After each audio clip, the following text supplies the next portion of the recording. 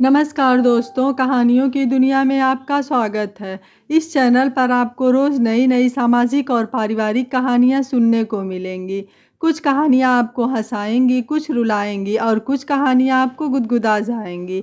तो चलिए ऐसे ही एक आज भी पारिवारिक कहानी हम शुरू करते हैं। हमारी आज की कहानी है, क्या ये सच है कि बहू कभी बेटी नहीं बन सकती। मेरे बेटे की शादी है ठीक 1 महीने बाद। जो लड़की ब्याह के 1 महीने बाद अपने घर से विदा होने वाली थी, शायद उसे भी इतनी सीख नहीं मिली होगी जितनी नसीहतें मुझे यानी होने वाली सास को दी जा रही थी। जैसे सब कुछ एकदम से उसके हवाले न कर देना, पहले रंग ढंग देखना, तुम बहुत भोली हो। कोई कहता सारा दिन तुम ही मत खटती रहना, उसको भी लगाना काम में। आजकल की लड़कियां बहुत कामचोर होती हैं, शुरू शुरू में ढील दे दोगी तो बाद में सिर पर चढ़कर नाचेंगी। देखना कहीं पूरे टाइम मायके में ही न घुसी रहे, नहीं तो लड़के से भी हाथ धो बैठोगी। इन सीखों की वजह से मैं काफ़ी घबराई हुई थी, दिल और दिमाग के बीच में फंस चुकी थी। इसी उपापोह में शादी का समय भी करीब आ गया था। घर में ढोलक की थाप पर गीत गूंजने लगे। बहुएं गा रही थी, गयो गयो रे सास तेरो राज, जमाना आया बहुअन का। आज तक जो मीठी मीठी चुहलबाजियाँ खुद सबके साथ मिलकर करती रही।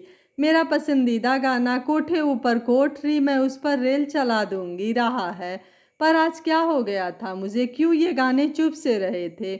मैं तो शुरू से बहुत कूल मॉम रही हूँ। मुझे अपने आप पर गुस्सा आ रहा था। उधर गीत की पंक्तियाँ गूंज रही थी, मैं बरबस ही मुस्कुरा उठी थी। मैंने खुद को समझाया कि अभी शादी की खुशियों को भरपूर जी ले, जैसी तू है वैसी ही रह। किसी पूर्वाग्रह से ग्रसित होकर परिवार में आने वाली नई सदस्य का स्वागत करना मुझे बिल्कुल गंवारा नहीं था। वो दिन भी जल्दी आ गया। मेरी प्यारी सी बहू श्वेता मेरे बेटे अनुज के साथ देहरी पर खड़ी थी और मैं इस प्यारी सी जोड़ी को देख देख के निहाल थी। मेरे दिमाग के सारे जाले साफ हो चुके थे। इतनी प्यारी गुड़िया सी बहू पाकर मेरे पैर जमीन पर नहीं पड़ रहे थे। आखिर मेरे बेटे की पसंद थी। बच्चे घूमने निकल गए थे, मगर रोज नियत समय पर उनकी कॉल आती। अनुज से अधिक बातें तो श्वेता करती। कहाँ कहाँ घूमे, क्या क्या खाया, क्या खरीदा। बड़ी मस्त लड़की है ये तो। दिल बाग बाग हो गया। बच्चे आ गए थे और दिनचर्या अपने ढर्रे पर चलने लगी थी। सुबह की चाय बनाना शुरू से ही मेरी जिम्मेदारी रही है, सो मेरी ही रही। बच्चे आराम से उठते, सो उनकी चाय तब बनती जब हमारी चाय का दूसरा दौर चलता। शादी का 1 माह बीतने को था और श्वेता हम सबके साथ काफ़ी घुल मिल गई थी। शाम को श्वेता मेरे साथ रसोई में हाथ बटाती। सुबह का नाश्ता व दोपहर का खाना मैं ही तैयार करती। वैसे भी लंच टाइम पर बच्चे तो घर पर होते नहीं थे, बस हम दोनों मियाँ बीबी ही तो थे। शनिवार को बच्चे अक्सर ही बाहर निकल जाते। सबसे ज़्यादा उथल पुथल भरा दिन तो रविवार का होता। उस दिन श्वेता अपने हफ्ते भर के कार्य निपटाती। कई बार तो मैं खुद श्वेता को उसकी अलमारी जमाने में मदद करती। अस्त व्यस्त कमरा, मुंह पर पैक, बालों में मेहंदी, बड़ा मज़ा आता था उसे देखकर। और अनुज तो जमकर सोता था उस दिन। इसी बीच पता चला कि रश्मि आने वाली है। यूं तो रश्मि मेरी मौसी लगती है, परंतु उम्र में ज़्यादा अंतर ना होने के कारण उनसे मेरे संबंध दोस्ताना थे। जाहिर है मैं बहुत खुश थी। रश्मि शाम 5 बजे पहुंच गई थी। श्वेता अभी ऑफिस से नहीं लौटी थी। उसको ऑफिस से आते आते 6 बज जाते थे। क्योंकि रश्मि शादी में नहीं आ पाई थी, सो वो दुल्हन को देखने के लिए बहुत उत्सुक थी। श्वेता करीब 6:15 बजे पहुंची थी, साथ में ढेर सारे स्नैक्स के पैकेट। रश्मि को देखते ही श्वेता ने उत्साह से उसके पैर छुए। रश्मि ने भी उसे गले लगाकर आशीर्वादों की झड़ी लगा दी, पर यह कहने से भी नहीं चूकी कि भाई हम तो अनुज की दुल्हन से मिलने की आस लगाए थे, पर तुम्हें देखकर तो लगता ही नहीं कि अभी 2 ही महीने हुए हैं तुम्हारी शादी के। ना चूड़ी, ना बिंदी, ना पायल। तुमसे ज़्यादा तो हम नए लग रहे हैं। श्वेता प्रत्युत्तर में हल्के से मुस्कुरा दी थी। मैंने कहा जाओ फ्रेश हो जाओ बेटा, मैं चाय बनाती हूँ। श्वेता ने कहा जी मम्मी कहकर अंदर चली गई। रश्मि मेरे साथ साथ रसोई में आ गई थी। कहने लगी तुम्हें बहू का क्या सुख मिला, पहले ससुराल वालों की सेवा करती रही, अब बेटा बहू की करो। फिर पोते नाती के पोतड़े धोना। मैं हंस कर बोली, चलो अच्छा है ना, भगवान करे मेरे हाथ पैर चलते रहें। पर अगले ही पल मेरे दिमाग में आया कि अगर वाकई खुदा ना खास्ता मैं बिस्तर पर पड़ गई तो कौन है जो मेरा करेगा। अगले ही पल मैंने इस विचार को झटक दिया। श्वेता फ्रेश होकर जल्दी से आ गई थी और डाइनिंग टेबल पर स्नैक्स प्लेट्स में सजा रही थी। मैं भी चाय लेकर डाइनिंग टेबल पर पहुंच चुकी थी। श्वेता रश्मि की प्लेट लगाने लगी तो रश्मि ने कहा, भाई हम यह सब तो खाते ही रहते हैं, हम तो तुम्हारे हाथ के बने व्यंजन खाने आए हैं। श्वेता का मुंह उतर गया तो मैंने झट से कहा, अभी तो आप हो ना, वह भी खिला देंगे, आज ही सब कोटा पूरा कर लोगे क्या। श्वेता लेमन राइस बहुत अच्छा बनाती है, उसने तो मीनू भी बना रखा है, क्या क्या खिलाना है। श्वेता के चेहरे पर सुकून के भाव आ गए थे। उसने मेरी ओर कृतज्ञता से देखा था। रात को हम सब बाहर ही डिनर के लिए गए थे। कल शनिवार था सो बच्चे रिलैक्स थे। सुबह श्वेता के कमरे में मुझे चाय लेकर जाते देख रश्मि ने टोका, यह सब जो तुम कर रही हो ना, अपने पैर पर कुल्हाड़ी मार रही हो। मैंने कहा, मौसी तुम गलत समझ रही हो श्वेता को, वह बहुत अच्छी लड़की है, उसे अगर मैं थोड़ा सा सहयोग कर देती हूँ तो क्या है, मेरी बेटी होती तो क्या मैं न करती। रश्मि के चेहरे पर नागवारी के भाव स्पष्ट थे। रश्मि 3 दिन रही और हर पल मुझे मेरी बेचारगी का एहसास करवाती रही। रश्मि तो जा चुकी थी पर मेरे दिमाग में कीड़ा छोड़ गई थी।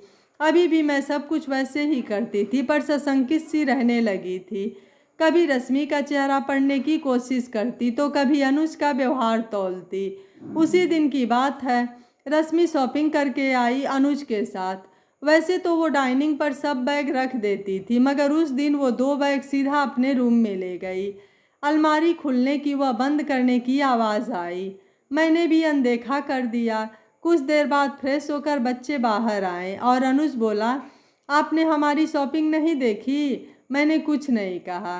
वैसे तो हमेशा मैं खुद ही बैग वगैरह खोलकर देखने लगती, पर न जाने क्यों उस दिन दिल ही नहीं हुआ। श्वेता मुझे खुद ही दिखाने लगी थी। मेरा ध्यान तो कहीं और ही था। मैं अनमनी सी रही। हालांकि ये कोई बहुत बड़ी बात नहीं थी, पर न मालूम क्यों बार बार दिल भर आता, रोने का दिल कर रहा था। मैंने तो कभी कुछ नहीं छुपाया था श्वेता से, कोई रोक टोक नहीं लगाई थी, पर फिर भी रश्मि की बातें अब समझ में आ रही थी। बहू बहू ही होती है, बेटी नहीं बन सकती। अगले दिन सुबह मैं अपने कमरे में लेटी रही। मैं ही क्यों चाय बनाऊं हमेशा, श्वेता भी तो बना सकती है, उसका भी तो कोई फर्ज है। मैं चादर सर तक तान कर लेटी हुई थी, परंतु कान बाहर ही लगे हुए थे कि देखूं कोई आज कौन आता है मुझे पूछने। बहुत देर तक कोई आवाज़ नहीं आई तो दिल घबराने लगा। मेरे चाय देने पर ही यह दोनों जागते हैं, सोए पड़े होंगे आराम से, कहीं ऑफिस को देर ना हो जाए। अलार्म भी तो नहीं लगाते, मम्मी खटखटाएंगी तब जागेंगे। हद है। अब गुस्सा आ रहा था मुझे।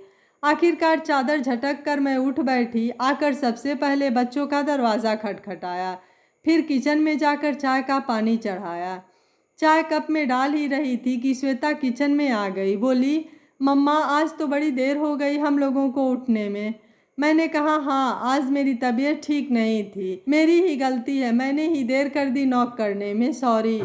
श्वेता का मुंह लाल हो गया था। बोली, नहीं मम्मा सॉरी, मेरा वह मतलब नहीं था, पर आपकी तबीयत को क्या हुआ। फट से मेरे माथे पर हाथ रख दिया। बोली, फीवर तो नहीं हो गया, चलो आप लेटो चल के। मैं हड़बड़ा गई थी जैसे कोई चोरी पकड़ी गई हो। मैंने कहा, बस ऐसे ही सिर दर्द है, ठीक हो जाएगा, तुम परेशान मत हो, मैं आराम कर लूँगी। तो ठीक हो जाऊँगी, पर श्वेता कुछ सुने तब ना। नहीं मम्मा आप चलो लेटो, आज मैं नाश्ता बना लूँगी। मैं भी चुपचाप बैठ गई थी कमरे में जाकर। संजय भी परेशान थे। क्या हुआ तुम्हें भाई, कल तक तो भली चंगी थी। अब मैं चिढ़ भी गई थी। क्यों, मेरी तबीयत खराब नहीं हो सकती क्या। मैं अपने ही जाल में फंसती जा रही थी। बाहर से आती आवाज़ों की तरफ पूरा ध्यान लगा था मेरा। क्या कर रहे होंगे यह लोग। कुछ देर बाद श्वेता कॉर्नफ्लेक्स और ब्रेड बटर ट्रे में लेकर अंदर आई। मम्मा आप कुछ खा लो। मैंने पूछा, तुम लोगों ने नाश्ता किया। हाँ मम्मी, पापा और अनुज कर रहे हैं, आप भी कर लो। मैंने ना चाहते हुए भी पूछ लिया, या यूँ कहो कि मुँह से निकल गया। और तू। श्वेता बोली, मम्मा मैं तैयार होकर खा लूँगी चलते चलते।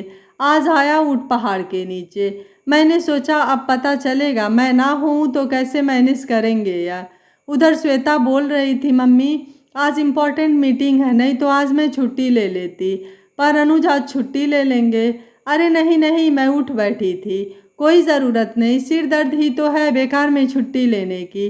क्या ज़रूरत है, तुम्हारे पापा तो हैं ही, मुझे ज़रूरत लगी तो मैं बुला लूँगी उसको खुद ही। किसी तरह दोनों को ऑफिस भेजा था। बाद में मुझे अपने ऊपर ग्लानि होने लगी थी, पर फिर मन में आया कि क्यों मैं ही खटती रहूं दिन रात, मुझे भी हक है अपने लिए अपने हिसाब से उठने बैठने का। दोपहर के लिए मैंने लंच तैयार कर लिया था।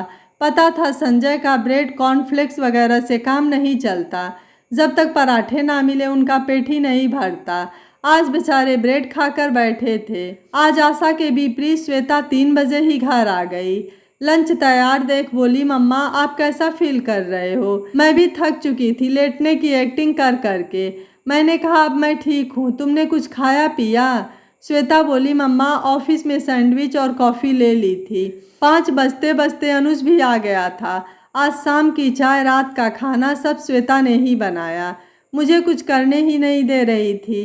बच्चे आज जल्दी सोने चले गए थे, वैसे तो हम 11 बजे तक गप्पे मारते थे, फिर मैं ही उनको कहती चलो अब सब अपने कमरे में, सोना भी है, तब ही सभा बर्खास्त होती। बच्चे सोच रहे होंगे सुबह खुद ही उठना पड़ेगा इसलिए चले गए हैं सोने। मैंने सोचा, सुबह दरवाजे पर खटखट सुनकर मेरी नींद टूटी। देखा तो घड़ी में 6 बज रहे थे।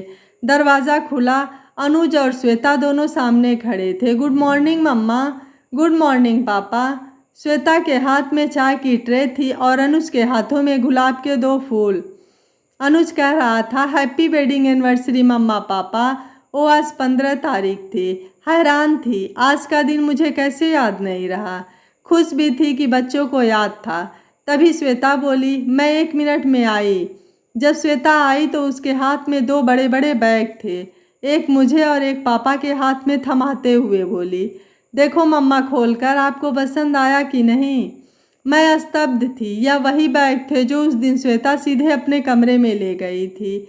मैं इस वक्त अपने आप को बहुत छोटा महसूस कर रही थी, पर फिर सोचा गलती तो बड़ों से भी हो सकती है ना।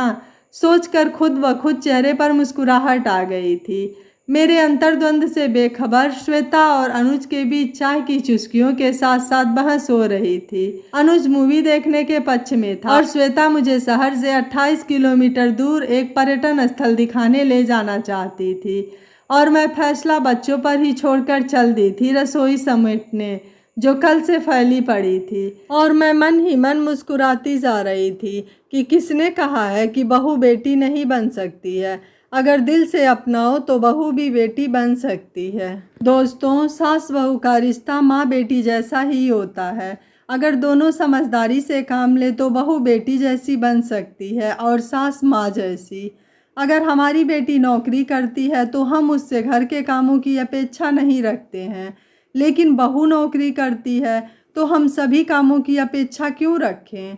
आखिर वह भी तो इंसान है। दोस्तों, यह बात भी बिल्कुल सही है कि ना हर सास बुरी होती है और ना ही हर बहू बुरी होती है, लेकिन कभी कभी बार बार दूसरों की बातें सुनने से भी रिश्तों में खटास आ जाती है। इसलिए हमेशा सबकी नसीहतें सुनने चाहिए, लेकिन करनी चाहिए अपने दिल की। यह कहानी आपको कैसी लगी, आप हमें अपनी राय कमेंट ज़रूर करिएगा। वीडियो पसंद आया है तो वीडियो को लाइक शेयर एंड चैनल को सब्सक्राइब कर लीजिएगा। Thank you for watching. मिलते हैं अगली